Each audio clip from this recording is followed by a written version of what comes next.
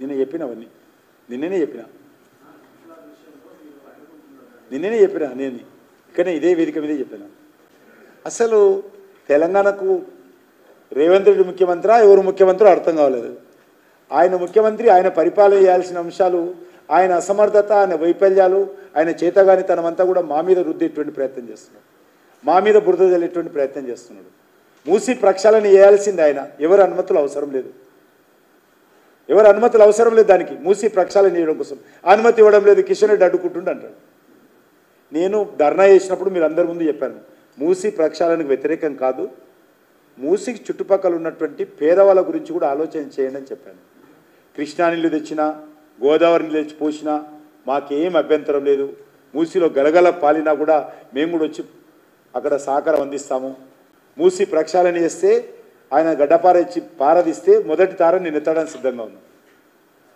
మూసి మొదటి తట్ట ప్రక్షాళన చేసేటప్పుడు నేను మొదటి తట్ట ఎత్తడానికి సిద్ధంగా ఉన్నాను. కాబట్టి ఆయన ఏదో అడ్డుకుంటున్నాడు, అనుమతులు ఇవ్వడం అని చెప్తున్నాడు. ఈరోజు మెట్రోకి అడ్డుకున్నాడు. మెట్రో ఏడగా ఎక్కడన్నా పిల్లర్ వేసాడా, కాంట్రాక్టర్ వేసాడా, డిపిఆర్ రెడీ అయిందా, టెండర్ అయిందా? నేను ఎక్కడ అడ్డుకున్నా? ఆయన ఈ మెట్రో కట్టడం కోసం నిధులు ఎక్కడి నుంచి తెస్తున్నాడు చెప్పాడా? ఎవరైనా లోన్ ఇస్తున్నారా? అదేది చెప్పకుండా కిషన్ రెడ్డి అడ్డుకుంటున్న మెట్రోకు ప్రధానమంత్రి. మేము అడ్డుకునే అధికారం మాకెక్కడుతుంది? నువ్వు చేసుకో, మేమేం అడ్డుకోము. ఆయన మెట్రో నిర్మాణం చేస్తే కేంద్ర ప్రభుత్వం అడ్డుకునే సమస్య లేదు, కిషన్ రెడ్డి అడ్డుకునే సమస్యనే ఉత్పన్నం కాదు. ఏది తోస్తే అది మాట్లాడము, బురద చల్లడము, బట్టగాల్చి ముఖం మీద వేయడము అలవాటు అయిపోయింది. మెట్రో ఏ రకంగా ఎంత డబ్బు ఖర్చు అవుతుంది, ఎవరిస్తున్నారు, ఏ రకంగా చేయబోతున్నారు చెప్పారా తెలంగాణ ప్రజలకు ఏమైనా? నేను అడ్డుకునేటువంటి ప్రశ్న ఎక్కడి నుంచి ఉత్పన్నమవుతుంది? ఏదో ప్రాజెక్టు, ఇరిగేషన్ ప్రాజెక్టు నేను అడ్డుకుంటున్నట. ఎట్లా అడ్డుకుంటున్నా అక్కడ తగ్గలే.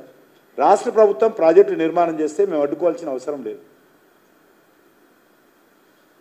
కాబట్టి లేనిపోని ఆరోపణలు చేసి ముఖ్యమంత్రి స్థాయికి తగని దిగజారి మాట్లాడి భారతీయ జనతా పార్టీని, నన్ను, బండి సంజయ్ను, ప్రధానమంత్రి గారిని విమర్శించినంత మాత్రాన ఈరోజు కేంద్రంలో ఉన్నటువంటి కాంగ్రెస్ పార్టీ నాయకుల మెప్పు పొందాలనేటువంటి ప్రయత్నం.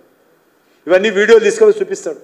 మోడీ గారిని తిట్టాను, కేంద్ర మంత్రులను తిట్టాను, నేను తిడుతున్నాను అని రాహుల్ గాంధీ గారి దగ్గర మెప్పు కోసం తిడుతున్నాను.